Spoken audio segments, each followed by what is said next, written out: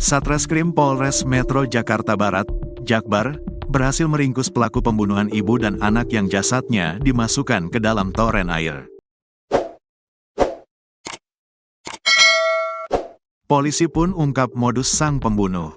Pelaku dikabarkan ditangkap di Banyumas, Jawa Tengah, Jateng, pada Minggu, tanggal 9 Maret tahun 2025.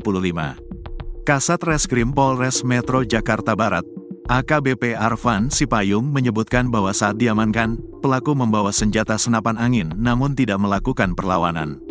Saat kami tangkap memang di sana ada salah satu barang bukti terkait senapan angin maupun sepeda motor ataupun barang-barang yang terkait dengan kejahatan tersebut, kata Arfan, Selasa, tanggal 11 Maret tahun 2025, dilansir wartakotalive.com.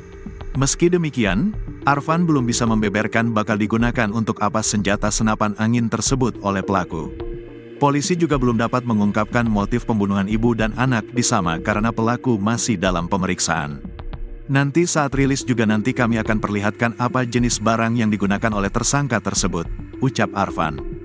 Jasad Chong Sioelan, 59, dan putrinya, Eka Serlawati, 35, ditemukan membusuk dalam toren atau bak penampungan air rumahnya di Jalan Angke Barat RT 5, RW 2, Kelurahan Angke, Kecamatan Tambora, Jakarta Barat, Jakbar, Kamis, tanggal 6 Maret tahun 2025, sekitar pukul 23.30 malam.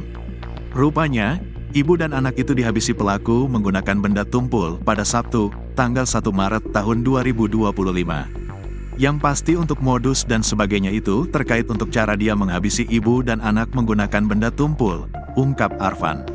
Nanti secara resmi juga nanti kami akan perlihatkan apa jenis barang yang digunakan oleh pelaku tersangka tersebut, imbuhnya. Adapun hasil visum menunjukkan bahwa terdapat luka pada bagian kepala kedua korban diduga akibat benda tumpul. Yang pasti dari visum RS Polri Kramat Jati kita lihat secara fisik itu ada luka di bagian kepala dua-duanya, sebut Arfan, Senin, tanggal 10 Maret tahun 2025, dilansir tribunjakarta.com.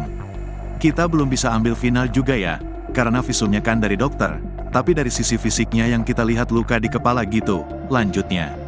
Arfan mengatakan bahwa sejauh ini pihaknya hanya mengantongi satu pelaku kasus pembunuhan ibu dan anak tersebut. Tetapi, pihak kepolisian akan melakukan penyelidikan lebih lanjut terkait apakah ada pelaku lain.